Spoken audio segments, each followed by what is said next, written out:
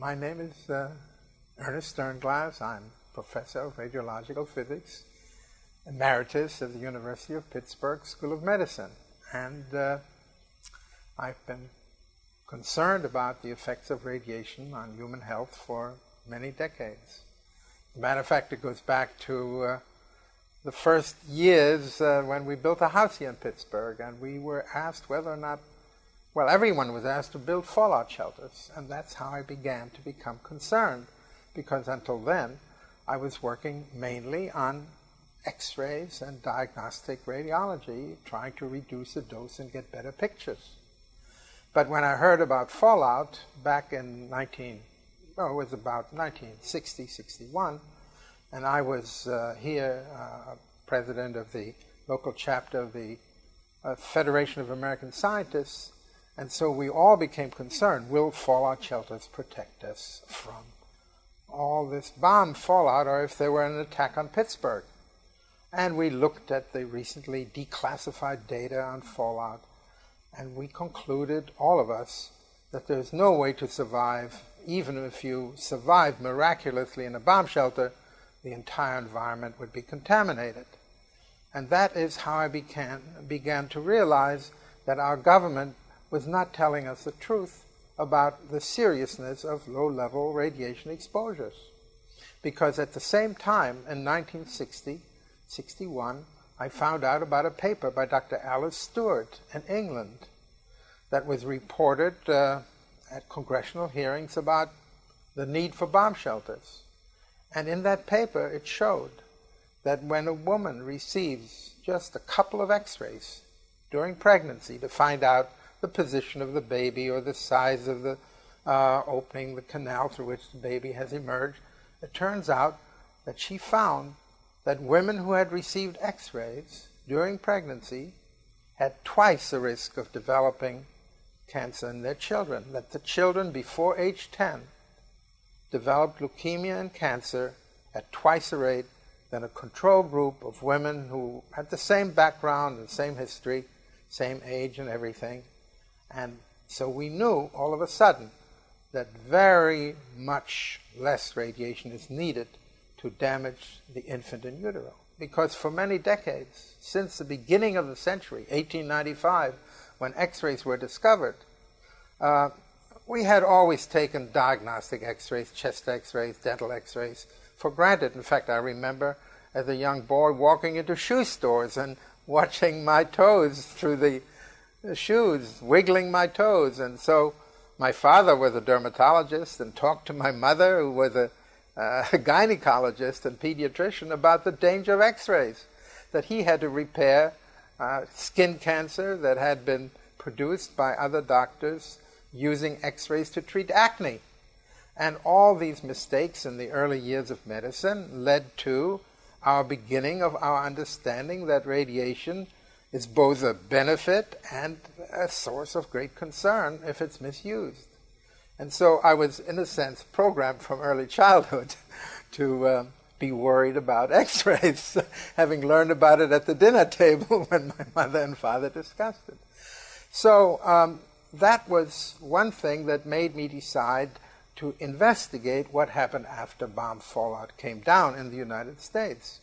And in fact, we didn't have any real data at the time about how many children would die of cancer after the bomb testing, but Dr. E.B. Lewis at Caltech said there would be a significant increase, and so did Linus Pauling, warn everyone about the danger of fallout. And so I wrote a paper for Science in June of 1963, in which I pointed out that if Dr. Alice Stewart's findings of just a couple of X-rays, which give maybe 1 or 2 rads compared to the 1,000 rads that the government thought we could survive after coming out of a bomb shelter, that 1 or 2 rads doubled the risk of cancer and leukemia in children, then the bomb fallout, which was being produced by a gigantic nuclear detonation by Russia in the fall of 1961, and it was enormous. The fallout gave everybody in the northern hemisphere the equivalent of an abdominal X-ray, the equivalent of 2.5, 3 years of natural background radiation. And so I wrote a paper and predicted that there would be an increase in childhood leukemia and cancer all over the world. And unfortunately, this later on turned out to be true. But what I did is, because I had a friend who was a friend of a guy who was in the White House as science advisor, I consulted with him and showed him the paper. His name is Dr. Ralph Lapp, and he had written a textbook on radiation. And when I showed him Alice Stewart's findings and showed him the huge dose from a bomb test, that we really have to end bomb testing. And so he helped me to get the paper published, and I sent a copy of it to the White House in the spring of 1963. And at that time, President Kennedy, just after the missile crisis in 1962, wanted to end bomb testing. The military wouldn't agree to end all bomb testing. In fact, even recently, our Senate refused to ratify a treaty to end all bomb testing. But he at least managed to convince Khrushchev that they should end bomb testing in the atmosphere and underwater and, in space. And fortunately, he was very involved himself, because as a young man, he had been misdiagnosed as having leukemia. And also his wife was pregnant at the time. And therefore, he was particularly concerned.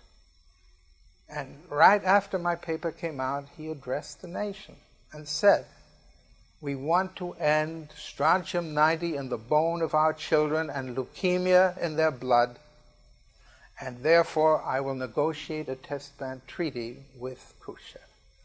And he sent the governor of New York to Moscow, and it was signed. And then he faced the fact that it had to be ratified by the Senate. And so he arranged for hearings.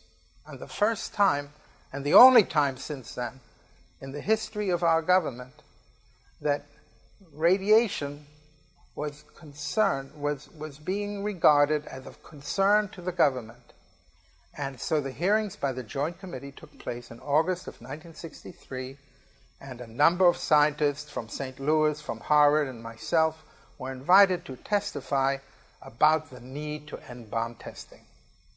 And that, fortunately, got a lot of women concerned enough to march around the White House with baby carriages and send letters to the senators and demanding that they ratify the treaty. And fortunately, one of the last things that Kennedy did before he was assassinated was he signed the test ban treaty, which was approved and ratified by the Senate.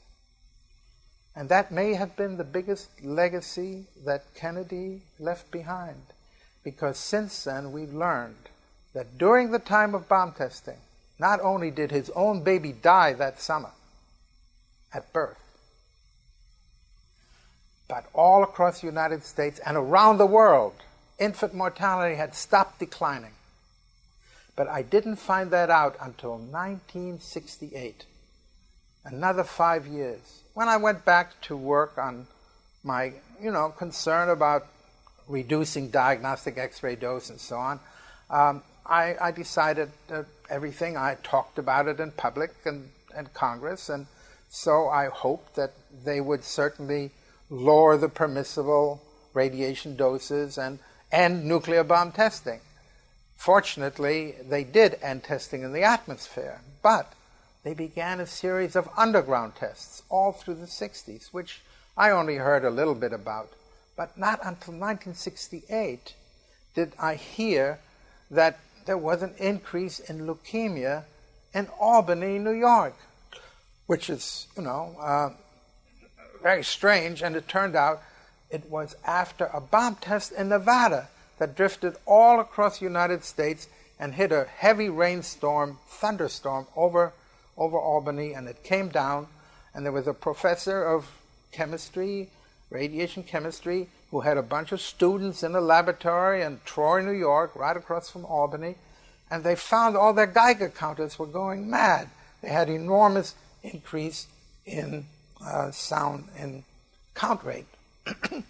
Well, they called up the Atomic Energy Commission lab in New York and found out there had been a bomb test in Nevada, 30,000 tons of TNT equivalent that drifted all across, Kansas, Missouri, Pennsylvania, New York, and hit a thunderstorm in Albany, New York. And that led to an enormous local increase, just like near the bomb test site in Utah, where many people had for years been getting these bombs. But this had not been recognized, except for Ralph Lapp pointing out that these occurrences did take place, these fallout episodes, localized, where rain came down, because 90% comes down with rain and snow.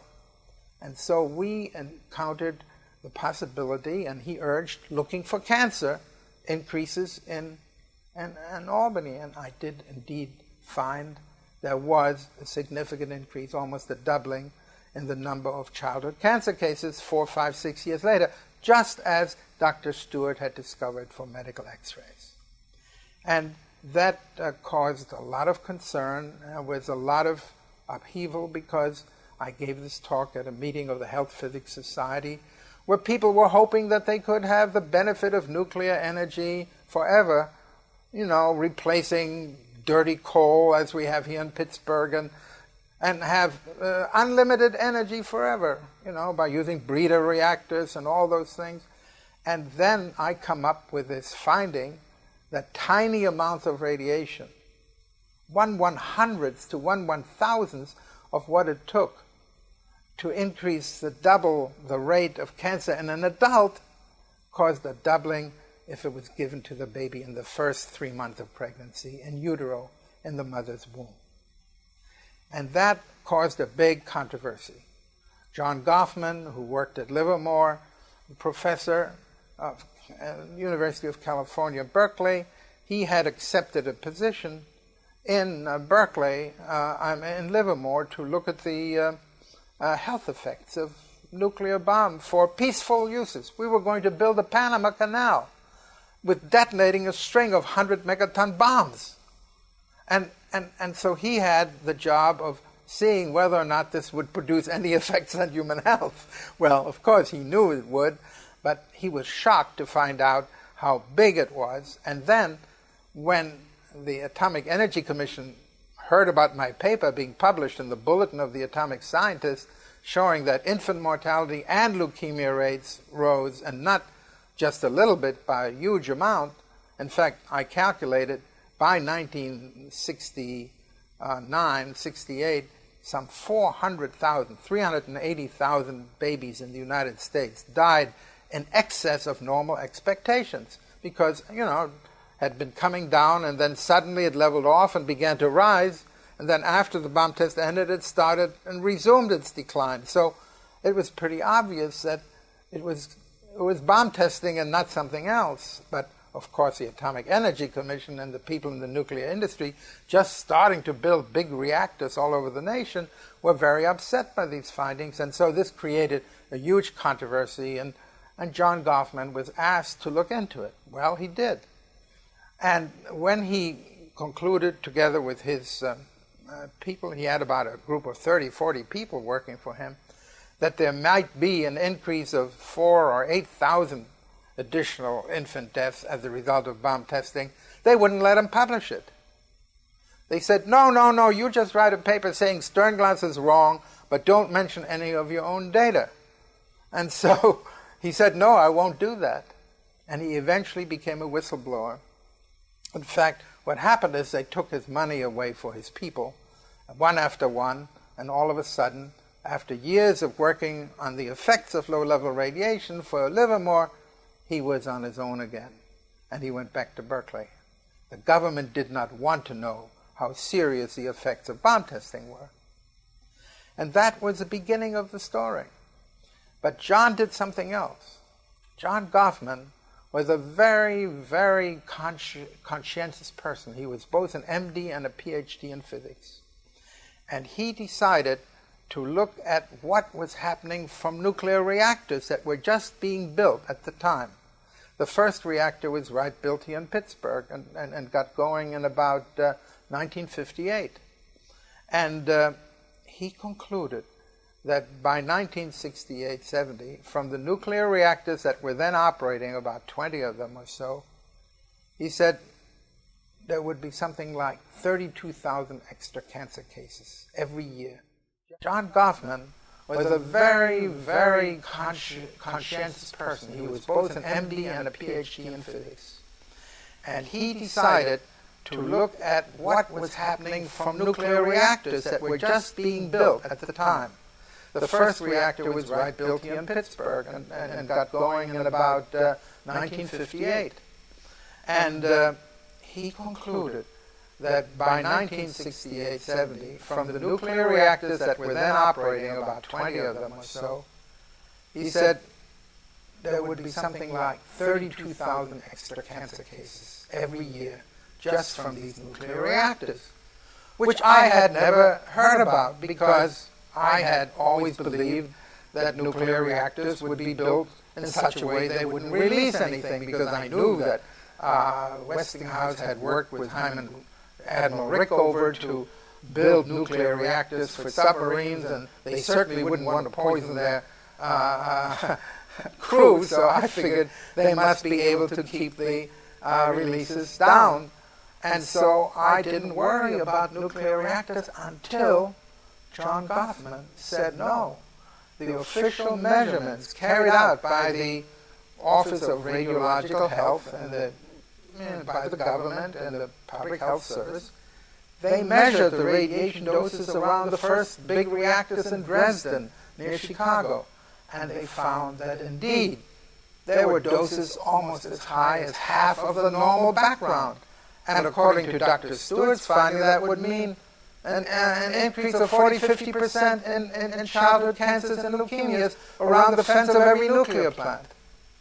And so then I began to see that it was necessary to do the same studies around nuclear plants that I did around bomb test areas, where heavy fallout came down. And sure enough, I found that in the case of the Dresden reactor, indeed, the counties in the immediate circle, especially the ones to the east, a little bit downwind, but the whole circle of counties around Grundy County in Illinois, all these counties showed an elevated infant mortality when the reactor started up. And when they shut it down because it leaked too much and they repaired all the leaky fuel elements that were poisoning the water and the air around it, it dropped down again. And so did the number of babies born underweight. And so, all of a sudden, instead of 1 in 1,000 children that would ever develop cancer by age 10, there were now going to be 10 to 100 times as many, because cancer is rare, and childhood diseases, congenital defects, and low birth weight, and all the things that cause children to have terrible problems later in life, all these things were much larger in number than the cancers that Dr. Stewart had looked at, being caused by very tiny amounts of what's regarded as perfectly acceptable diagnostic X-rays. And so I began a long-term battle that has continued until this day, trying to warn the public. And the first time I gave a detailed paper on this was in 1971 in Berkeley. There was a big conference on the environment, and John Goffman and I, we came and we both presented our findings to a large group of scientists from government agencies and health agencies and everything. But, of course, atomic energy people said, well, this can't prove it. There's no matter what, even though I showed it around a whole series of nuclear plants, they said, well, could be something else. And there was an enormous pressure to want to keep on testing nuclear weapons. And especially people like Edward Teller, by the 1980s, had persuaded President Reagan to try to build an anti-ballistic missile system tipped with nuclear bombs surrounding every city in the nation. And when I heard about that in 1969, I wrote an article for the Bulletin of the Atomic Scientists and said, even if every one of the anti-ballistic missiles would work perfectly, and not one city was actually hit, and all the bombs would explode in the atmosphere high above the cities, there would be so much fallout coming down in the world that probably no children would live to reproduce later in life. And our world would come to an end with a whimper. And I made an effort to appear, because everywhere the article in the New York Times that I wrote, and in a British journal, and a British magazine, newspapers interviewed me, and I said we cannot go on building anti-ballistic missile systems with nuclear weapons. And fortunately, Nixon deserves credit for negotiating a ban on anti-ballistic missile systems, something which is now being threatened by the Republican Congress that wants to possibly resume bomb testing and wants to scuttle the ABM treaty and open another race with nuclear weapons that China and other nations would need to build if we built anti-ballistic missiles. So as long as I've been fighting this, the end is still not in sight, namely the end of all nuclear weapons. And that is what we have to achieve. That was my original purpose. And the fact that we founded around nuclear reactors only made it more difficult because so much money had been invested. Every large organization, the government of England, the government of many nations, the largest bankers, the Rockefellers, the Mellons, everyone had invested in uranium in the ground. And if what we were finding was true, this would turn into dust.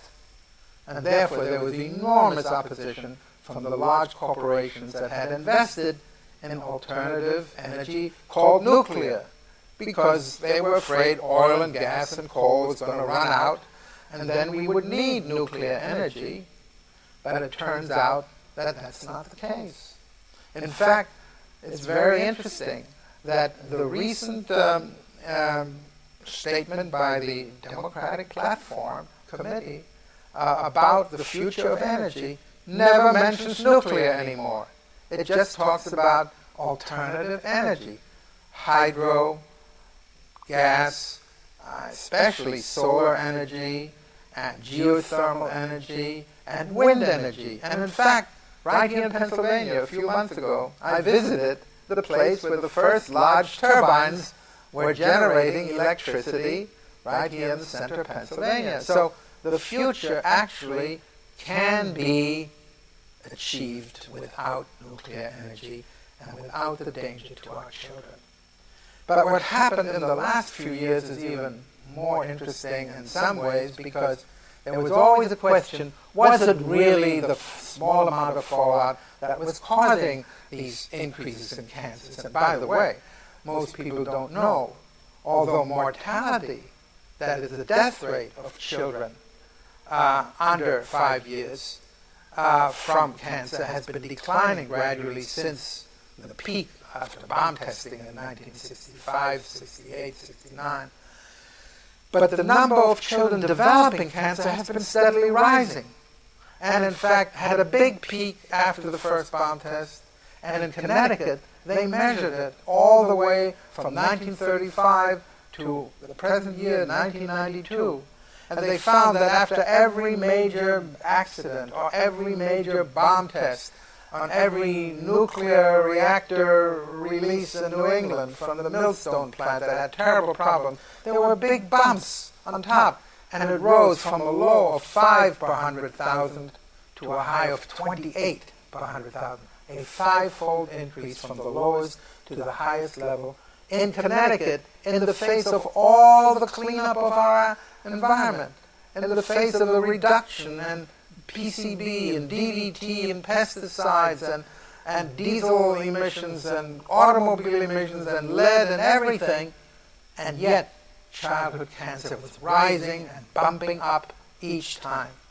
And so we're dealing with a situation which clearly is enormously difficult to fight, because so much money has been invested in 100 nuclear plants in this country, and altogether 400 around the world. The only good news is that none have been ordered since 1978.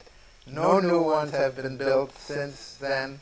Some have come online as late as the late 80s, but none in the 90s, and we hope they're gradually being phased out. And as Joe Mangano, whom joined me and Dr. Jay Gould and Dr. Janet Sherman now in forming this radiation and health project, radiation and public health project, as he found out that when some nuclear reactors were shut down, there was a decline in infant mortality in the immediate area downwind, and a decline in leukemia and cancer among children. And more recently, we have found that also people over 65 who also have weak immune systems already after being exposed all their lives to carcinogens of every kind, pesticides, herbicides, fallout, everything, that they also declined in cancer rates. In fact, we found that in the area around Sacramento, not far from San Francisco, where a lot of food, vegetables and fruit are grown in the San Joaquin Valley, and the water from there is channeled all the way down to Los Angeles. In that area of San Francisco, there was a 50% decline in breast cancer between the early 80s, mid-80s, and 1998. So it means that we are not only concerned about children and what happens to them, but we are now concerned about cancer and diseases of every kind that involve the immune system. So here we are now trying to warn people that whenever nuclear reactors have a chance to be shut down, they should be shut down. Because in the case of California, we now find that there really has been an enormous decline in the entire San Francisco area of something between 30 and 50% in the different counties around San Francisco Bay, an area of breast cancer, prostate cancer, colon cancer, pancreatic cancer, and many other cancers. And we're in the process of assembling the data, which fortunately is now easily available to anyone by simply going on the internet, where the Center for Disease Control has a wonderful website called cdc.gov. Wonder, W-O-N-D-E-R. And anyone can load it down and find out what's happening to their cancer rates by age group, by sex, by ethnic group, for every county in the United States, and every state in the United States. And that's how we found that in all of California, as Dr. Gould has recently been finding, and he will also be talking about it in other occasions. We're writing a paper on the subject, and we'll be giving some papers at various meetings. We find that in all of California, cancer rates were higher than the U.S. during the time of bomb testing, when they were getting all the fallout from China and Russian bomb tests, and from Nevada that came down in the Sierra Mountains that produced all the water for San Francisco, and all the areas around there, and all the fruit and vegetables. And then, when the bomb testing ended and the reactors were shut down, it dropped below the United States. When the United States just barely began to level off, and fortunately is beginning to level off. In the last few years, there has been much less rise of cancer rate than during the 1980s. In fact, in the late 90s, it's begun to level off because more than 13 nuclear reactors have actually been shut down. The one in Maine Yankee has been shut. The one in San Francisco, near San Francisco, Rancho Seco has been shut down. One in Massachusetts, Yankee, has been shut down.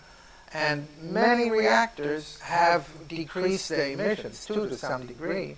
But the most wonderful news is that the fallout also stopped, so that the fruit and vegetables we all eat, which so half of them, almost 30–40%, come from the San Joaquin Valley in California, which is our orchard, our vegetable garden, and it has come down. So we are very fortunate in seeing that it has not created the kind of permanent genetic damage that would affect future generations forever.